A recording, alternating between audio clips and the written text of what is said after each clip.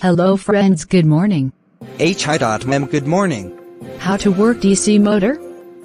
Mr. Samir. Yes madam, if you want to know how a DC motor works then listen carefully to this start now listen. दोस्तों आप अपने घर के चारों ओर देखेंगे तो आपको ऐसे कई उपकरण दिखाई देंगे जिनमें इलेक्ट्रिक मोटर लगे हैं, जैसे कि बच्चों के खेलने के खिलौने, table fan, toothbrush, hair dryer और इलेक्ट्रिक कटिंग चाकू।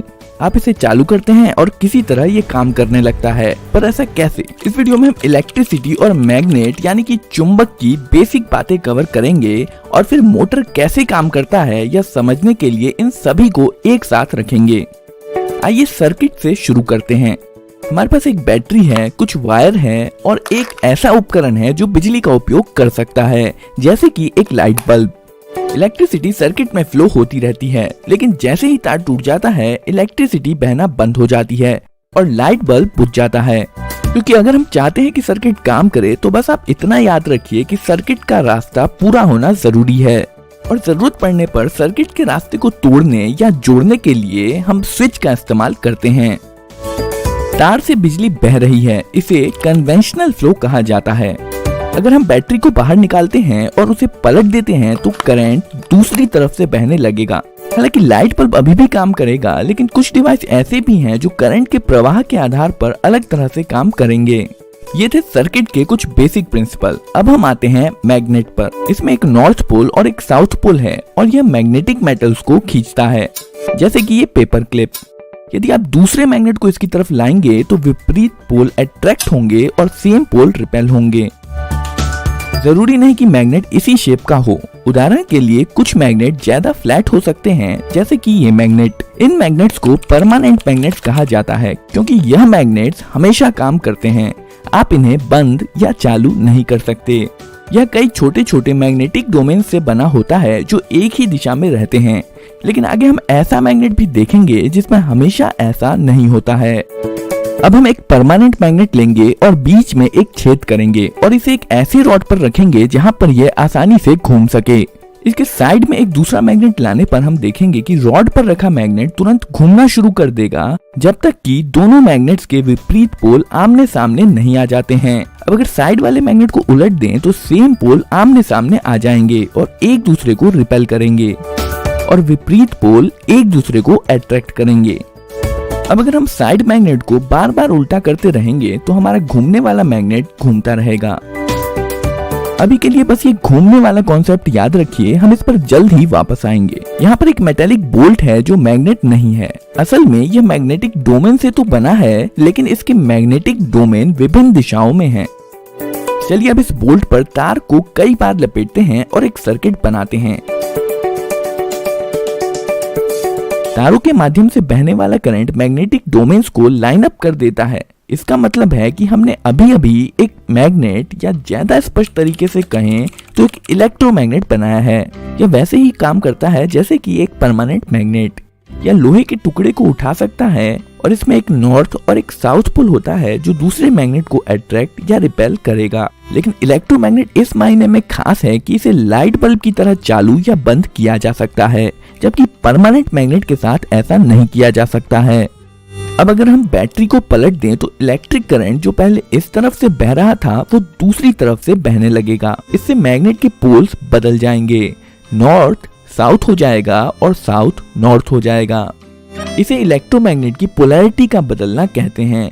पर ऐसा करने का ज्यादा आसान तरीका बैटरी को पलटने की बजाय केवल तारों को पलटना है। आइए अब हम अपने घूमने वाले मैग्नेट पर वापस आते हैं। इस बार हम घूमने वाले मैग्नेट की जगह पर इलेक्ट्रोमैग्नेट रख देंगे। अब जैसे ही हम इसमें वायर जोड़ेंगे इलेक्ट्रोमैग्नेट चालू हो जाएगा और साइड मैग्नेट के पोल्स के अनुसार अपने आप को अलाइन कर लेगा। पर ये जो इलेक्ट्रोमैग्नेट के साथ वायर जुड़े हैं ये इसे फ्रीली नहीं घूमने देंगे। पर यहाँ पर जो ध्यान देने वाली बात है वो है इलेक्ट्रोमैग्नेट के घूमने का कॉन्सेप्ट। अब अगर हम तारों को आपस में बदल दें तो इलेक्ट्रोमैग्नेट के पोल्स बदल जाएंगे। सेम पोल रिपेल करेंगे और विपरीत पोल अट्रैक्ट करेंगे, जिसके कारण इलेक्ट्रोमैग्नेट घूम जाएगा। तारों को फिर से बदल दीजिए और इलेक्ट्रोमैग्नेट की पोलैरिटी फिर से बदल जाएगी और एक बार फिर सेम पोल रिपेल करेंगे और विपरीत पोल अट्रैक्ट करेंगे और इलेक्ट्रोमैग्नेट फिर से घूम जाएगा। यदि हम इसी प्रकार पोलैरिटी बदलते जाएं तो इलेक्ट्रोमैग्नेट लगातार घूमता रहेगा। हम इसे ज्यादा पावरफुल बनाने के लिए दूसरी तरफ एक और परमानेंट मैग्नेट लगा सकते हैं। ध्यान दें कि इस वाले मैग्नेट का साउथ पोल सेंटर की तरफ है और इस मैग्नेट का नॉर्थ पोल सेंटर की तरफ है। इस प्रकार साइड में लगे हुए मैग्नेट्स के तालमेल से बीच वाला मैग्नेट घूमता रहता है। यहाँ पर जो हमने देखा वह इलेक्ट्रिक मोटर का बहुत ही साधारण रूप है। इसे उपयोगी बनाने के लिए हमें इसमें कुछ सुधार करने होंगे। दो साइड मैग्नेट्स को हटाकर ज्यादा पावरफुल कर्व्ड मैग्नेट्स लगाए जा सकते हैं और वायर लपेटे हुए बोल्ट की बजाय हम मेटल लूप का इस्तेमाल करेंगे जिसे आर्मेचर कहते हैं। वायर जोड़िए और हमारा सर्किट कंप्लीट है। इस बार आप इलेक्ट्रोमैग्नेट को फ्लैट मान सकते हैं जिसका साउथ पोल ऊपर की तरफ है और नॉर्थ पोल नीचे की तरफ। अब आर्मेचर तब तक घूमेगा जब तक कि विपरीत पोल एक दूसरे के सामने नहीं आ जाते हैं। हम चाहे तो पहले की तरह ही वायर के छोरों को बदलकर इलेक्ट्रोमैग्नेट्स का घूमना जारी रख सकते हैं, लेकिन यहाँ बैठकर इस वायर को स्विच करते रहना बेहद मुश्किल काम है और इस मुश्किल काम को आसान बनाने के लिए हमें आर्मेचर में कुछ जोड़ने की जरूरत है जिसे कम्यूटेटर कहा जाता है। यह एक रिंग है जिसमें दो गैप्स हैं और ये आर्मेचर के साथ घूमेगा। इसमें सर्किट कनेक्ट करने के लिए इसके साइड में दो ब्रशेस जोड़े जाते हैं। जब कम्यूटेटर घूमता है तब यह ब्रशेस इस पर स्लाइड करते हैं। हमेशा कांटेक्ट बना रहे इसके लिए स्प्रिंग्स का उपयोग किया जाता है। करंट वायर से ब्रश, ब्रश से कम्यूटेटर रिंग से आर्मेचर और फिर आर्मेचर से कम्यूटेटर रिंग और ब्रश के माध्यम से वापस वायर में फ्लो हो जाता है। अब जब इलेक्ट्रोमैग्नेट घूमेगा तो आर्मेचर और कम्यूटेटर रिंग भी घूमेंगे। इस बार इलेक्ट्रोमैग्नेट जब लगभग इतना घूम लेगा तब ब्रशेस कम्यूटेटर रिंग के दूसरी तरफ स्विच कर लेंगे। याद रखिए दो ब्रशेस हैं और यह चीज दोनों तरफ होगी। कॉन्टैक्ट स्विच होने से पहले करंट इस तरह से फ्लो हो रहा था, पर जब ब्रशेस साइड स्विच कर लेंगे तब करंट इस तरह से फ्लो होने लगेगा और जब करंट की डायरेक्शन बदल जाएगी तो इलेक्ट्रोमैग्नेट की पोलैरिटी भी बदल जाएगी और आर्मेचर घूमता रहेगा। असल में कम्यूटेटर रिंग यहाँ पर वही काम कर रहा है जो पहले हम वायर बदल कर रहे थे, पर इस बार यह सब कुछ अपने आप ही कर ले रहा है। जब तक यह बैटरी से जुड़ा हुआ है तब तक यह इसी प्रकार घूमता रहेगा। बैटरी डिस्कनेक्ट कर देने पर इलेक्ट्रोमैग्नेट भी नहीं रहेगा और घूमना भी बंद हो जाएगा। अभी तक हमने आर्मेचर पर बस एक लूप का इस्तेमाल किया है। इसमें मोटर की स्पीड इरेगुलर होती है और इसके अलावा जब ब्रशेस कम्यूटेटर रिंग के टुकड़ों के बीचों बीच होगा तब इस स्थिति में मोटर रुक भी सकता है। इस मुसीबत से बचने के लिए यहाँ पर हम कम्यूटेटर रिंग को और दो भागों में बांटकर और एक लूप जोड़ सकते हैं। शुरुआत में ब्रशेस इन दो कम्यूटेटर के टुकड़ों के कांटेक्ट में होते हैं जो इस इलेक्ट्रोमैग्नेट को ऑन कर देते हैं, जिसके कारण यह घूमना शुरू कर देता है।